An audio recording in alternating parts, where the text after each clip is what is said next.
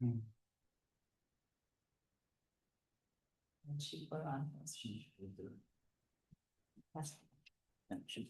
There you go. Yep. This meeting is now called to order. Mayor DeMarco, could you lead us in the Pledge of Allegiance? United States of America, and to the republic for which it stands, one nation, under God, indivisible, with liberty and justice for all. Can we have a roll call, please? Mr. Bacon, Mr. DeCrosta, Here. Mr. Lawrence, Ms. Lewis, Here. Ms. Martin, Here. Mr. Thielacker, Here. President Baoki, Present. Mayor DeMarco, Mr. Corbel, Present. Mr. Brett, Present. Chief Williams, Present. and I'm here too. Thank you. For the president's report, I'd like to read something into the minutes. I'd like to commend our Public Works Department for their exceptional performance during this recent winter storm, which brought unusually frigid temperatures and more than a foot of snow. Their preparedness, professionalism, and tireless efforts ensured that our streets were cleared quickly and safely, even as many surrounding communities waited days for possible roadways or passable roadways. While snow plowing can result in snow being pushed into driveways, an unavoidable part of the process, very few residents raised concern. In fact, the overwhelming majority of feedback we received was positive, with many residents expressing appreciation and praise for the department's hard work and responsiveness. We are grateful for the dedication of our public works team and the critical role they play in keeping our community safe and moving, even under the most challenging conditions. May we have the mayor's report, please? Thank you. A couple of things. First of all, I add my commendation to the Public Works Department. I won't elaborate since we did it already, which is wonderful. I want to acknowledge that this is Black History Month in the month of February, and to note the passing of one of our greatest civil rights and peace leaders, Reverend Jesse Jackson, this week. I also would like to lift up a note of honor, both for Black History Month and for President's Day, in honor of President Barack Obama. He was held with such grace in the face of public outcry against him. And I would like to also note that I have filed an objection to the revoking of the endangerment finding of 2009 by executive order, which eliminated the ability of the Environmental Protection Agency to enforce rules against emissions for climate change. And I'm concerned about the mounting evidence of advancing climate instability that reduces our ability to respond in a timely manner. And I would like to ask council if we could please update our climate action plan for the 2025 milestone at this time. I will be happy to help compile the data and to work with the Environment Advisory Council on reviewing the recommendations of the climate plan. I believe the Connect maintains the equity model for data analysis, and since we're members, that is available to us without further costs. I also would like to note that this is the Lunar New Year of the Fire Force, and today is the first day of Ramadan and also Ash Wednesday. And this marks the beginning of a time of preparation for the turn of the season from winter to spring. And we can use this time of reflection to renew the respect for the dignity of every person and to recognize that we are more alike as humans than different in culture, religion, race, or political persuasion. And that's all I have to say tonight. Thank you, Madam Mayor.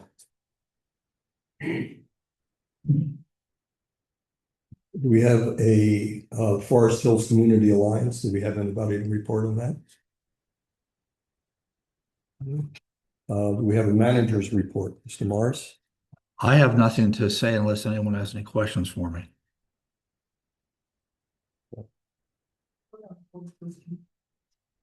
Do you? Okay, thank you. So the Forest Hills Community Alliance is in the process of selecting finally a consultant or consultants to do advanced planning on two capital projects, one the Innovation Park up here, and second, the Forest Hills Business District down on Boulevard. They will be issuing an RFP, and they will be issuing a decision on the 28th of February. We also have obtained three interns from Carnegie Mellon University. They are doing a business directory, which will be completed the first week of March, and a compilation of vacant properties, which will be available for helping us market our business district. That I think that's all I want to do. Thank you. Chief, Police Report, Chief Williams. Thank you, Mr. President. I just wanted to thank the public for all their help over this terrible snowstorm we had in this cold weather. We received some calls from people that were helping other people when they were stuck. Some people didn't have it often, when I mentioned this previously about people when they're left out on the highway, we need help, can't leave them out there, especially because it's cold, which is bad, really for some period of time, when it's so small. And again, we got help from them, and we didn't get a lot of calls from people that were nuisance calls. That was helpful for us because it took 12 for us to get around. The worst part of the storm, the snow was just coming down at 2 inches an hour, and it's so ridiculous. And again, you know, we appreciate all the help we get, and we did send a message out about please don't park on the street if you can avoid it, park in the driveway, we've got a lot of cooperation. So again, I'd like to say thank you to the public for their help with this. This kind of snowstorm doesn't happen very often, and that cold really is something you miss any time, you'd rather have one. But again, just thank you for all that. The public works took it. That's all. Thank you, Chief Williams. Solicitors report, Mr. Corbett. Thank you, Mr. President. Just one quick announcement that we will hold a short executive session following the meeting to discuss personnel and obtain the legal advice of the solicitor. That's all I have. Thank you, Mr. Corbett. EMS report, I don't believe we received one yet for the month. Fire department, we did receive the report from Chief Colella. Chief Colella is present. Do you have anything to add to that? Thank you, Mr. President.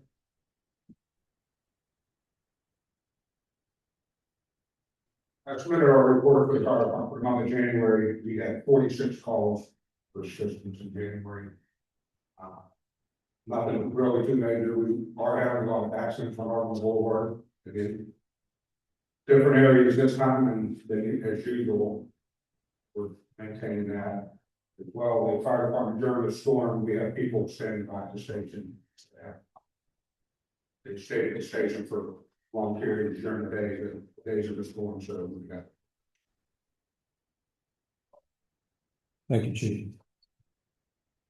The Public Works report is in your packet. Wilkins Penn Joint Water Authority report from Ms. Ross. She reported that she's appointed chair of the Water Authority Board. There were 3 water breaks during last month, Glassdale Road, Fillmore Road, and yesterday at Norway Road and Burlington Road. Crew is working today.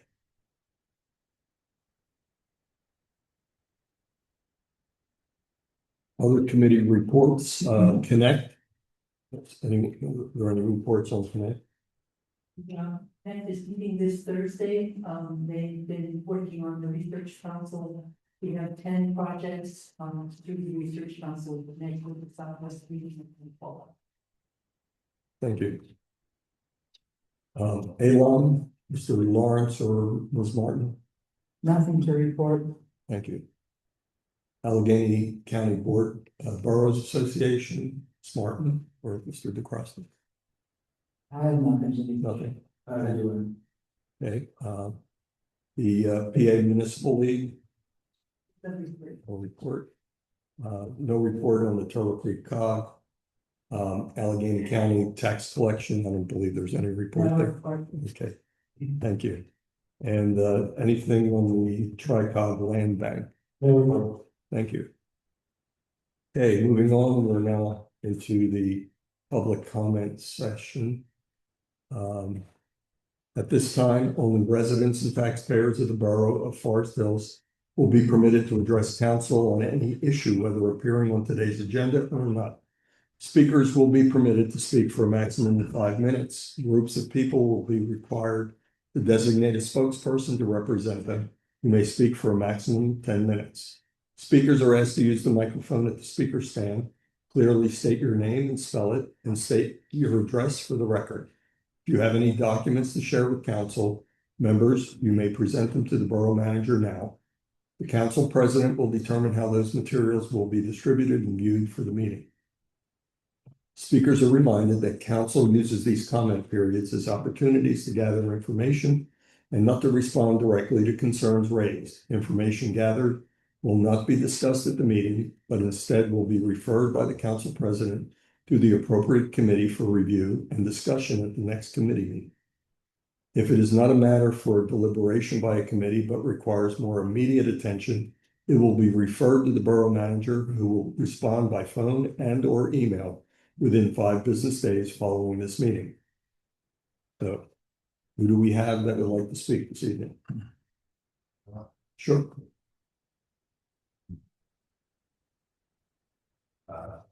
What name and address or just? Yes, please.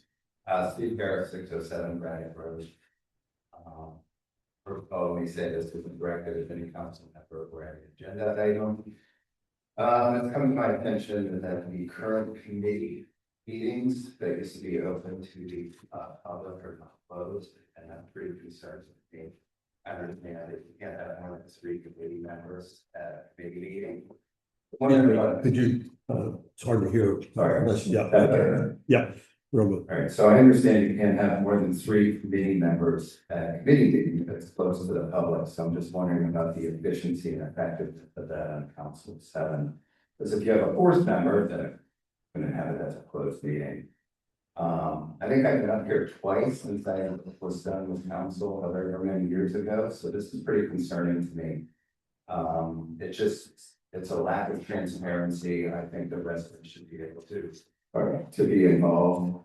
And I just don't think it really represents what Forest Hills is or what the council should be in terms of working with residents. So I don't think residents know about this change. I got a website and I didn't see anything about a vote. I didn't see any documentation. Maybe I just couldn't find it, but I also couldn't find any council or committee meetings. Typically, unless I'm mistaken, in the past, at least some of the council meeting agendas and notes were on the website. You could find them. I couldn't find any of those again, unless I missed them. Apologize if I did. So in summary, I think there's resident cooperation that really needs to be considered. I think just the open government and transparency of government. You know, we have 2 United States senators that refuse to have town halls. And a lot of people criticize them, not because directly of their policy, but because they do things behind closed doors and they don't come and speak to their constituents. So I hope you would realize that and do things a little bit different here in Forest Hills.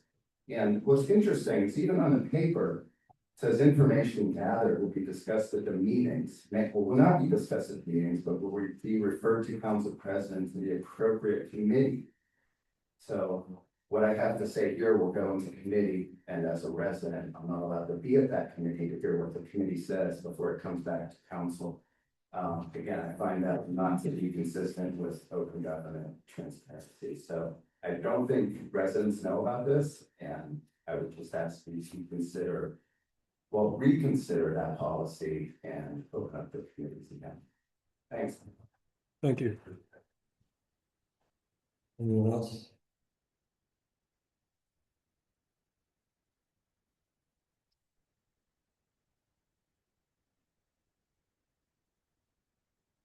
Bill Canasic, 140 Drive.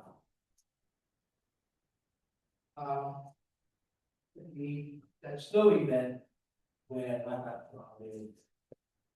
I wanted to come to the committee meeting and express my concerns and ask them. It really wasn't something that I was doing to deal with. I felt committee members that I could help solve the situation for the neighbors themselves. However, I found out. Speak into the microphone. However, I found out that again, after I had been invited to a committee meeting, I was shortly after disciplined. And I'm like, oh, well, what's going on? So I found out at that time that now the committee was closed to the public. I don't know why, I don't know what the logic or what the reason is, but I started searching and trying to ask questions. When did this happen? Was it approved by council? Because unlike last year when I could come to a meeting, all right, now I can't. But how did it happen? Okay, and then I thought, well, I'm going, getting into Trump world. So like you want to keep the public from knowing what's going on. So Trump does with the ST. He keeps finding legal methods to keep people from finding out those records. I mean, it had to take a vote of Congress with people changing their votes in order to open that up. And it's still on there. There's 3 million files in front available to the public, and they're saying, oh, well, then all they do is, that's one. Add to that the fact that I'm hearing that I'm being demeaned. People are saying negative things, just like Trump does. You don't like somebody, they stand up for their rights, calls them names. Demeans them, denigrates them. You know what I'm talking about. Okay, so, I mean, truth and transparency are supposed to be hallmarks of a democracy. Where is it going? Not only can I not come to a meeting, I can't even find out when you guys meet as a committee. And then I can't find out what you talked about in the committee. So not only do you have meeting secret, you then keep anything you talked about in secret. Okay, now if I'm mistaken, anyone that call me and tell me, hey, Bill, you're off the one.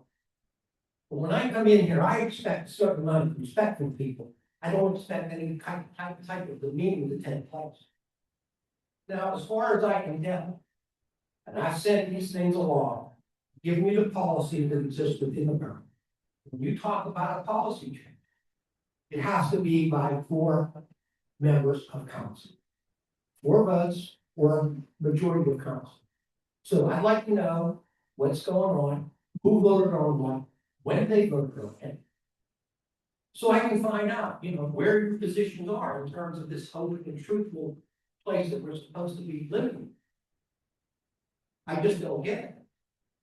So even with the last year, I was able to show on this projection some of the items that I thought were code violations. This year, can't do it. So last year was okay, this year is not. Nobody's explaining to me, well, hey, Bill, there's a logical reason for you not being able to use the borough equipment that your taxes pay for, that we put into this building. Get it from me. I sent you emails, you all know that. This isn't new to you. I get nothing. So not only are these meetings, but you guys are. You don't communicate at all. And it seems like it's by design, like there is an attempt here to make sure that we keep people from knowing what's going on. And it just ain't right. It just ain't right.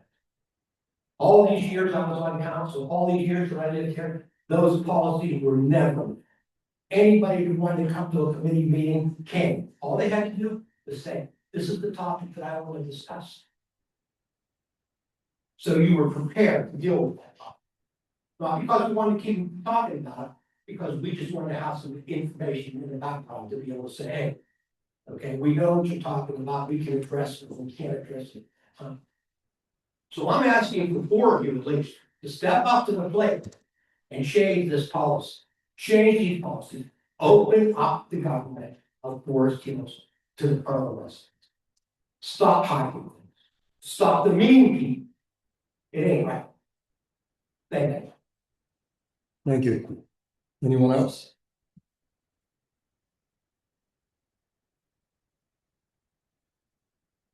So, Pat Harris, 316 Washington Road. I'm here today on behalf of the EAC to recommend support for House Bill 504, in terms of a resolution, the forest bills. The House Bill Can you 504. talk with the microphone, please? House Bill 404, is, refers to community solar. Community solar, refers to a solar array project that benefits multiple customers, such as individuals, businesses, and nonprofits. In many cases, these consumers can't host solar panels directly because of location or other factors. Community solar customers can either buy or lease a portion of the solar panels in the array, and they typically receive an electric bill credit for electricity generated by their share of the system. Unlike New York, New Jersey, and Maryland, Pennsylvania does not currently have a framework in place to enable these types of projects. House Bill 504 did pass in the Pennsylvania House last May, but does not need continued support and advocacy to become law. Forest Hill would join 10 other communities thus far informally supporting this bill. Given that Forest Hills has done an amazing job taking advantage of solar technology to save on utility costs on their properties, supporting this bill seems like the next logical step for the community to join in these efforts. Thank you. Thank you. Anyone else? Okay, we have a guest speaker this evening, the Honorable DeWitt Walton, member of Council for Allegheny County District 10. Thank you, Mr. President, and I'd like to congratulate all of you on your election. In the past, I've been AWOL for a while, I've been missing. I've been tonight, and I will return on a regular basis. But my comments will be brief. There are 3 points that I'd like to raise. We on Allegheny County Council, a week and a half ago, passed a piece of legislation, long-term owner occupied residences, which provides a tax rebate, tax cut of up to 35% for residents who have owned their properties for over 10 years. I think that the legislation has the spirit of providing real tax relief to individuals and residents of the county, again, that have owned their property for significant periods of time. I had concerns, and I ultimately voted against the legislation because I didn't think it went far enough. It was limited to individuals that only earn 125% of AMI, average median income. I didn't think that number was high enough because, again, AMI, 125% of AMI doesn't effectively tackle or address the concerns of the overwhelming majority of residents in the county. And so as a result, I urged us to table the legislation, bring it back to committee, and then raise their AMI. I was unsuccessful in doing that, but again, I think it's a step forward. The second piece is tomorrow the Public Safety Committee is going to hold a meeting to make a determination. There's a piece of anti-ICE legislation that has been in discussion for a significant period of time. I, like most residents and most citizens, are appalled at the actions of Immigration and Customs Enforcement. I think that far too often they've been too assertive, too aggressive, and many instances violating the rights of people who live in this country. I think that we have to take steps to protect the rights of everyone that's here. And I think that that legislation also poses some specific challenges because it attempts to mandate, as it currently is written, attempts to mandate that row officers, individuals who are elected that are not accountable to council, that the courts, the court of common pleas can't engage in any action with immigration and customs enforcement. And so I'm going to urge that legislation be held in committee until until we revise and take away, take out those provisions that attempt to mandate the actions of the court of common pleas, the district attorney, the sheriff, and other elected officials, and only address actions of individuals that are covered by the administration, the executive branch of government, which we are legally entitled to do. So with that in mind, I have some concerns. I'm going to voice those concerns. And I think that ultimately the worm is going to turn, and we have to make sure that those people who violate folks' rights are held accountable and subject to criminal penalties under the Pennsylvania Criminal Code. Lastly, we've been having conversations with the administration on the executive branch and the Department of Economic Development. And we are interested in having conversations with boroughs and trying to determine issues that the Economic Development Department can assist on, whether it's through the comprehensive plan, Main Streets, Mon Valley Ford, Allegheny Ford, and the process. So I shared with Mayor DeMarco and Councilwoman Lewis that if you guys are interested, I will facilitate a meeting between your leadership, your council, and the Economic Development Department to see what projects that we may be able to assist you on. I remain at service and available by phone or email at any time. So with that being said, thank you for being patient with me, and I promise I won't be absent for so long again. Thank you. Thank you. Councilman, thank you for your comments. Okay, we'll now move on to our committee reports.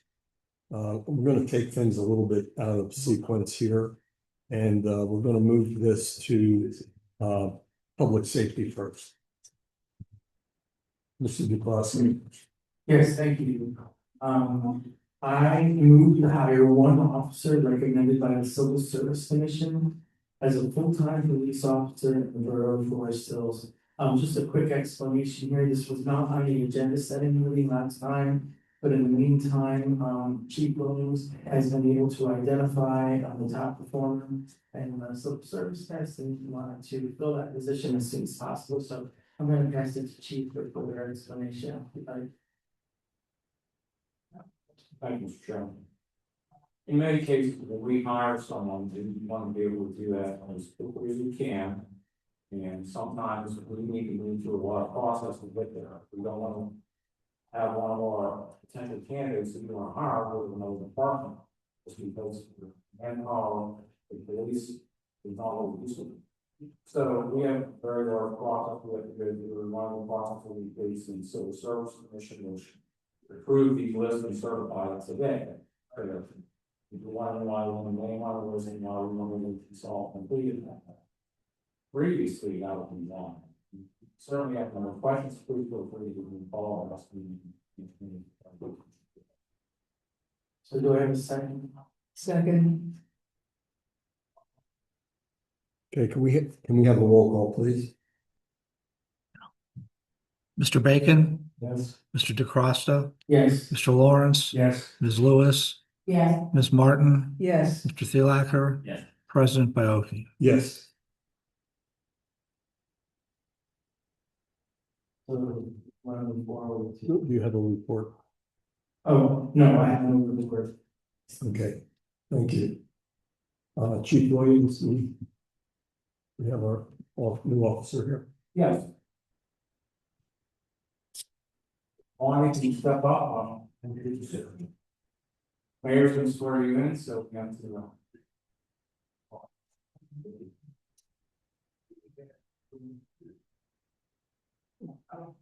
Could you raise your right hand? Please copy the meeting.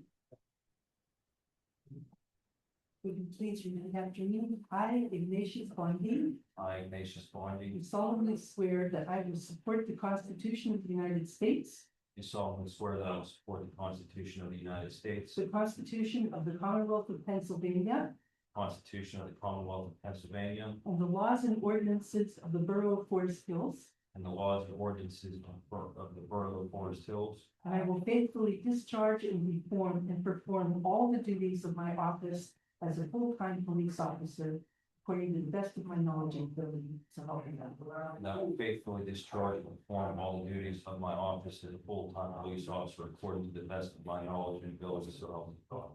Thank you so much. You take this on this side. And raise your badge. Thank you very much. Here is the. Thank you very much. So- Thank you. I think, Congratulations. yeah.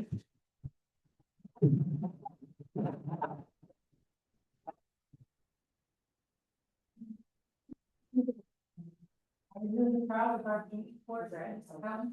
You keep all of us safe every day. And your service to our community. Congratulations. So welcome to us and we should thank you all for welcoming them. Bye.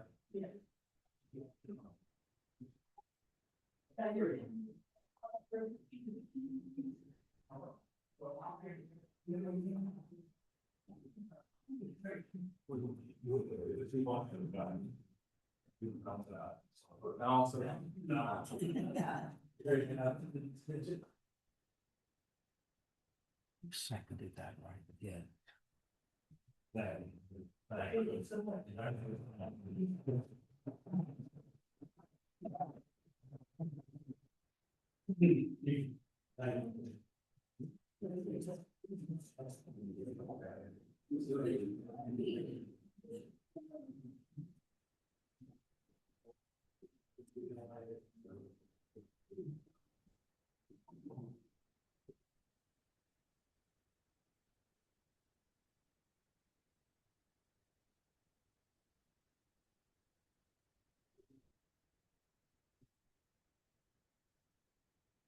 Okay, we'll resume our committee reports.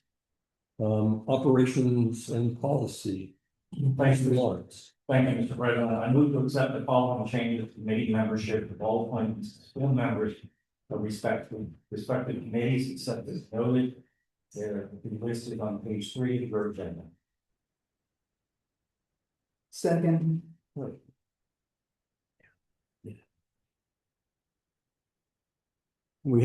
Can we have a voiceover, please? Wait, there was a. Whoops. Oh, sorry. I want to register a concern.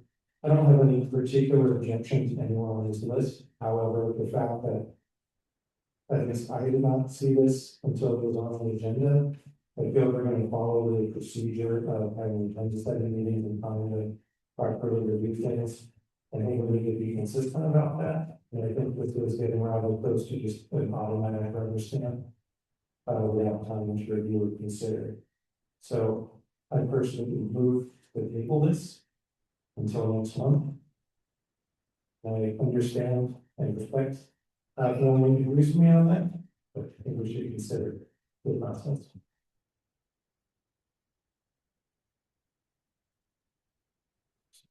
Mr. Lawrence? I have no comment. Second. Okay, do we have a second for the table? I'll second that. Okay. want to send out all right? So. Okay, we have a second. No debate, just the vote. No debate. Just say to vote. Okay. Voice vote or roll call? We will. Okay, can we have a roll call, please? Mr. Bacon, Yes. Mr. DeCosta, No. Mr. Lawrence, No. Ms. Lewis, Yes. Ms. Martin, No. Mr. Thielacker, Yes. President Bioki. No. Back to the comment. Motion to approve the list as it appears on the agenda. I have no comments, we can call for the vote. Is that, yeah. Yeah. So. Go ahead and repeat it. The motion's already on the table, it's been seconded. We would have questions and comments. Mr. Bacon made his motion, so we're back to questions, comments on the motion. And if there are none, then we can move to a voice vote. Okay. Are there any comments on the original motion? No. We have Mr. Bacon. Just a follow-up question. Do you know if is this covering all of our vacancies, or do we still have vacancies after this? I'm not sure about the planning commission. One of the issues with the planning commission was we were down so far that they could not achieve quorum. That was the concern.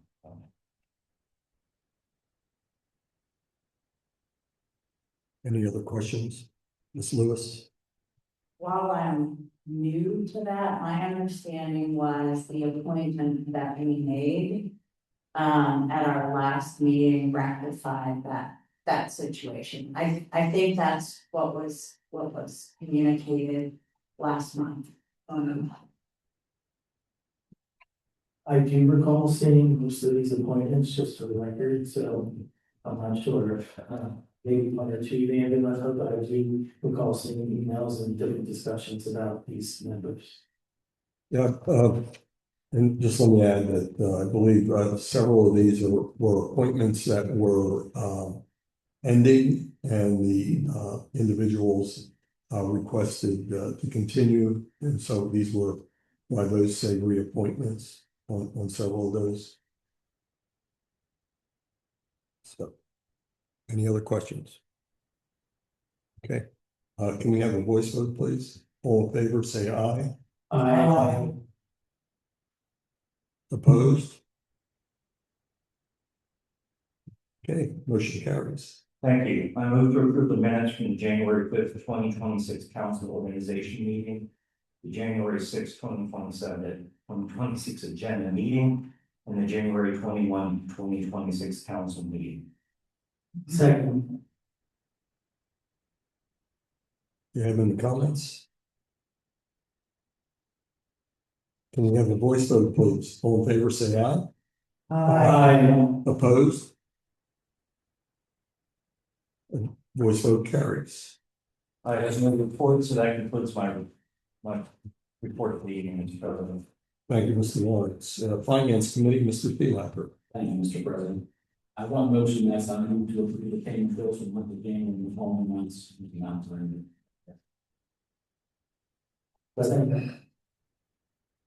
Second. Mr. Bacon. We need a roll call vote, the voice vote. Yeah, can we have a voice vote, please? All in favor, say aye. Aye. Opposed? Voice vote carries. And for the general question, one point, if anybody has an issue with committees for consideration in next year's budget, we can start that. And we can get those committees, we can start to review those and see what things fit in. That's all, Mr. President. Thank you. Thank you, Mr. Thielacker. Borough Property, Mr. Bacon. Thank you, Mr. President. I have no motions this evening. As a brief update, many of the outdoor projects have essentially been on pause due to the storm. However, the pool renovation, the pool building renovation has been progressing smoothly. We also applied for a grant regarding senior accessibility and engagement to hopefully enhance the ramp that goes from the pool parking lot down to the actual pool area. It would be for about $9,500. However, a pretty wide competition for those funds. And finally, there are several citizens who are interested in pursuing a community garden. And they were going to be presenting to the PAC tomorrow, so if any folks interested in that, are encouraged to attend. That concludes for the. Thank you, Mr. Baker. Planning and zoning, Ms. Lewis. I have, no report. Okay. Thank you, Ms. Lewis. Public Works Committee, Ms. Martin. Thank you, Mr. President. I have two motions. The first, to authorize our engineer firm, LSSE, prepare a bid package for April opening to perform sewer improvements and additional stairway work along Fillmore Avenue, Sharon Drive, and Arnold Avenue per the multimodal grant award requirements. Second. Do we have any comments? Okay, can we have a voice vote, please? All in favor, say aye. Aye. Opposed? Motion carries. Thank you. The second is to award contract number 25-S2 to Brett's Enterprises for Avenue D storm sewer improvements and add alternate number 1 to line the sanitary sewer on Avenue D, Avenue A and B sanitary sewer replacement at the intersection, and add alternate number 4 to install concrete walk on the northeastern side of Avenue D as directed for a total cost of $763,360. Second. Do you have any comments, Mr. Bacon? This is a question for Ms. Martin. Apologize for not maybe preparing us for this. Do we know offhand how much of this is from the grants? Because all of our students at this point. I thought we had a couple of grants. I just wanted to, celebrate those if that was the case. I know we have a lot of activity going on in this area, but I don't believe this was for, a grant. It was discussed in the previous Public Works Committee. Mr. Brett, would you care to give us any additional information on this? Yes, there's no grant on this project. This is one that's been listed for a number of years, probably 5. One thing to note too, the add-on for a lot of is for charity, build storm sewer. Those unit prices can be very high. We're going to include that work with the road and everything. We think that works more conducive there, to give you that price. So that's why we recommend award of that, because that's been also an ongoing problem. So there is no grant fees. Okay. Anyone else? Okay, can we have a voice vote, please? All in favor, say aye. Aye. Opposed? Motion carries. Thank you, Mr. Diaby. That ends my report. Thank you, Ms. Martin. And anyone have any old business to bring up? Okay. How about any new business? Mr. Bacon. I feel like we have to have a more proper review discussion, committee structure from our last year's just results. How we felt about that and going forward this year as well. Anyone else? Okay. I know that. Absolutely. I think it's really critical in times when so much of the community is so divided that we have as engaged a public as we can be. And that we do everything we can to involve the public in governance, partly so that they understand what good governance is about. And also partly so that we generate a culture of openness and dialogue as a part of our governance process. So I would highly recommend that you revisit a number of your policies regarding public engagement in the borough. Certainly committee structure that would be more conducive, even bringing public in on purpose to do from them. I think I would recommend strongly. Anyone else? Excuse me. Ms. Martin. I have that effect on everybody. I don't know what it is. What I wanted to mention is on this topic. The vote occurred for this last year when I was the president. The idea for for the committees to have 3 members was done by our previous manager, Seth Abrams. It was discussed fully at an open meeting and it was voted on by everyone. What happened is, since it was something new, a different idea than council had ever had before, I said, if there's any questions, I'd like to attend for a while as the president. So I wanted to be there for council members that didn't like this, because we were gonna have a vote at 6 months for the idea of, do we want to go back to the other way or discuss anew? So because I went, I was the 4th person. So now they had to be open to the public, as I understand, and they were advertised. So I stopped going because no one wanted to stop it here. All the council members liked that, and it was never changed. The idea, we said you don't have to advertise them anymore, but the previous manager didn't make that change. So I wanted to clear that up, that this was discussed and it was voted on in public. Thank you. Okay, anyone else? Ms. Lewis. Ms. Martin, I appreciate that context because I was appointed last year. That vote occurred before my appointment. And so I too felt that the change to close the committee meetings was a unilateral decision because I know I didn't discuss it. And it was our standard practice that I understood last year under that structure.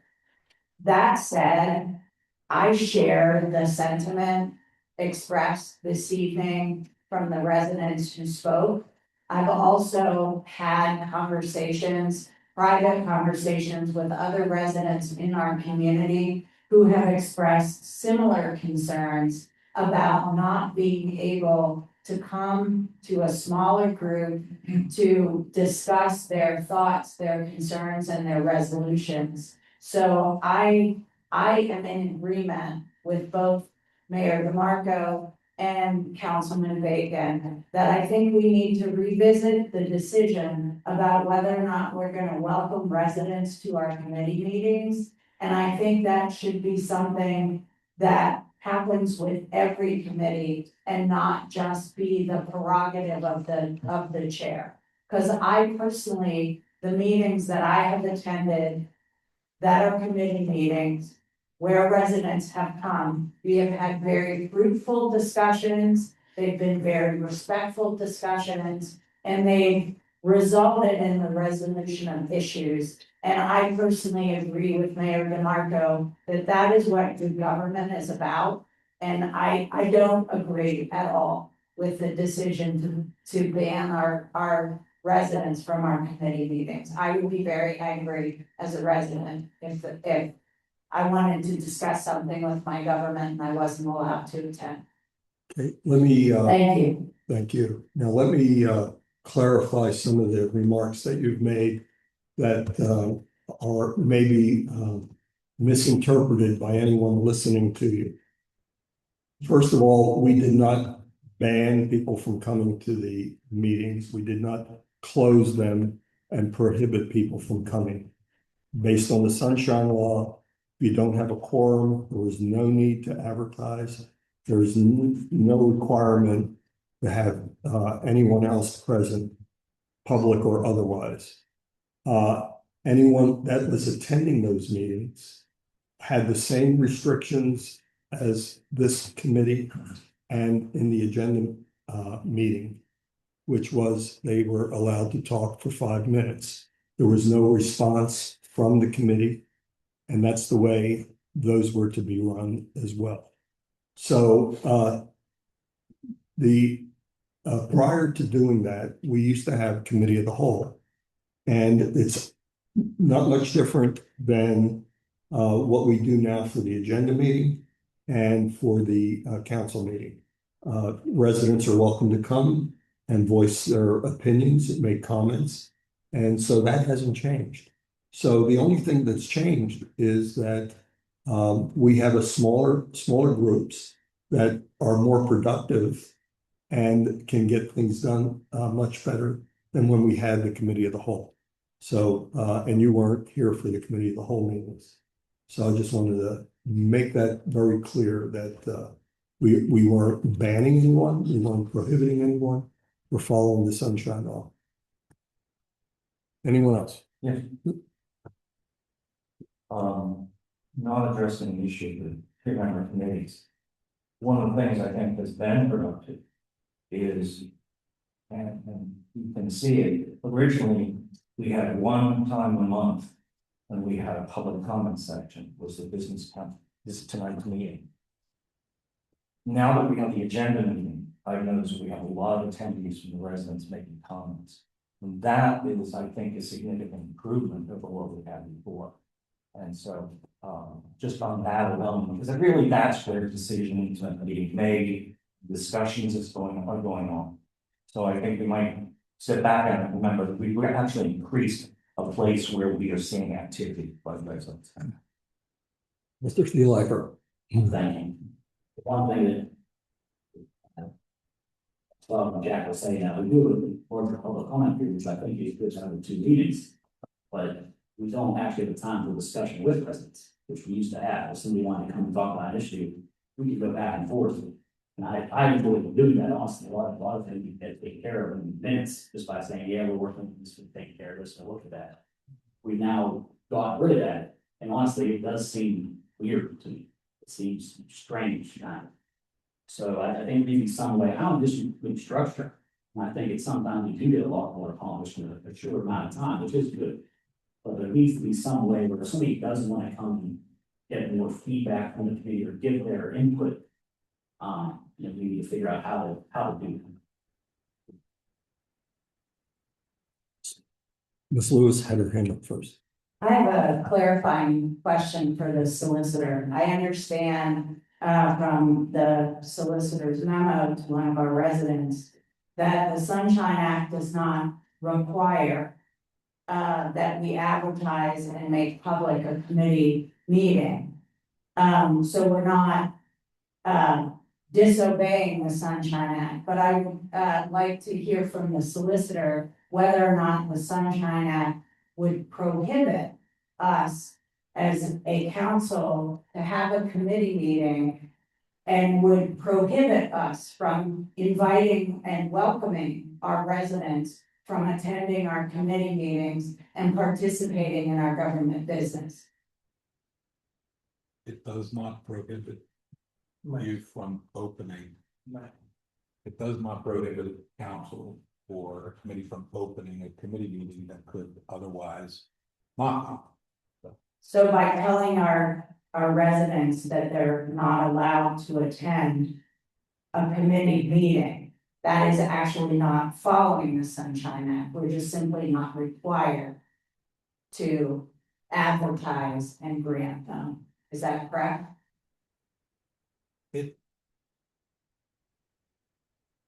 The Sunshine Act compels meetings to be open when there's a quorum of council discussing business of the municipality. So that's what it says. It doesn't say anything else about it has to be open. It doesn't. It just says that do not have to open meetings. You have to open meetings when there are, etc. Everything else is you're just whatever you're trying to get to is I don't know, but the meetings themselves, they are compelled to be open if there are 4, and there isn't anything in the Sunshine Law that compels you to close them if there is less than 4 members. I think that's what you're saying. Yeah. Thank you for that clarification. Mr. Bacon? In light of that, I would challenge us to do better than the basis, or the most basic thing that the law requires. And try and encourage an open forum and participation for our residents, and I think that requires us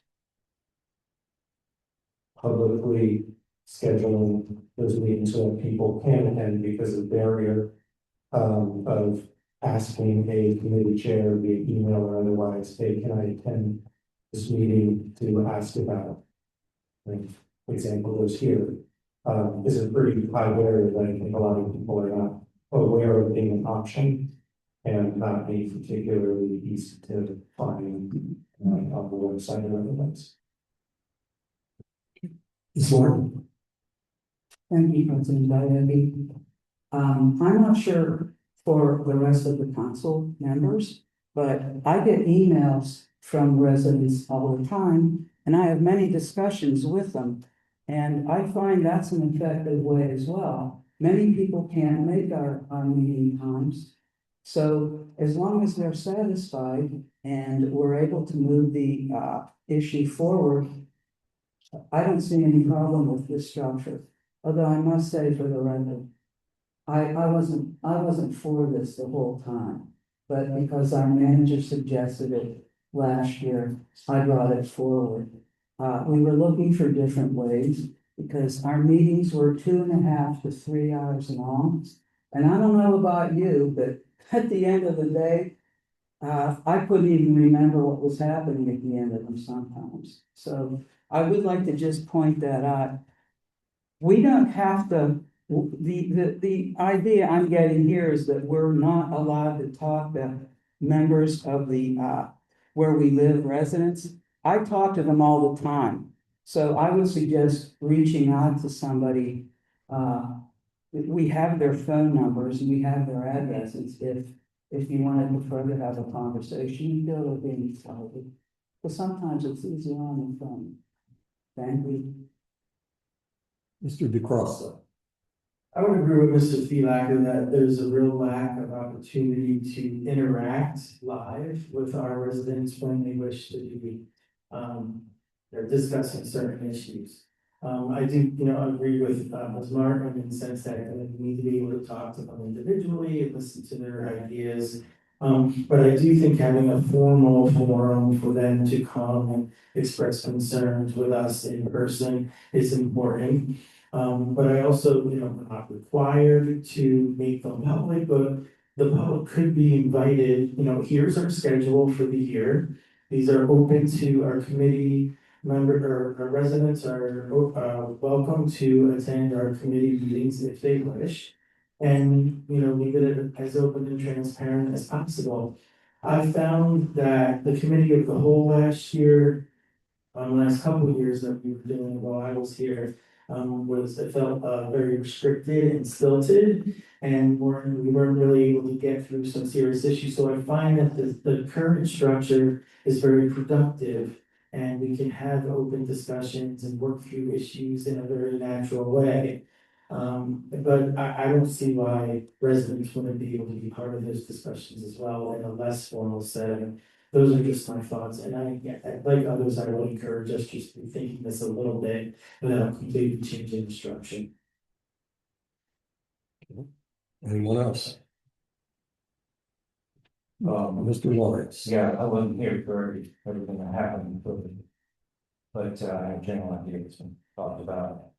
But listening tonight, I honestly don't think we are terribly far apart from that discussion. So I would recommend you find a forum to come up with a couple proposed solutions that probably don't, as Mr. DeCrossa mentioned, involve any dramatic changes. So what would be the best way to handle that? In the agenda meeting, in one of the committees, come up with a couple of options and take it to the agenda committee? Any thoughts by now? I would suggest that it be run through ops and policy for some structure, a proposed structure, and then bring that to the agenda. And, solicit some information from other council members. go from there. Mr. Bacon. I feel like it might be split into two questions. One of them being the structure of what's the committees and the committees, which I don't think anybody's actually spoken on against. And the other simply being are they open and visibly scheduled to the public? Okay, I would encourage you, Ms. Lewis. For a point of clarification, I have no problem at all with the structure of the committee. I do have a problem that our residents are not welcome and that they don't know when they are. So my request is simply to make those the information about when and where those meetings will occur available to our residents, and to make it known that our residents are welcome to participate if they so choose. I would just caution you when you're making statements like that, to say that our residents are not welcome is not the point here. The point is that they were closed because we didn't have a quorum.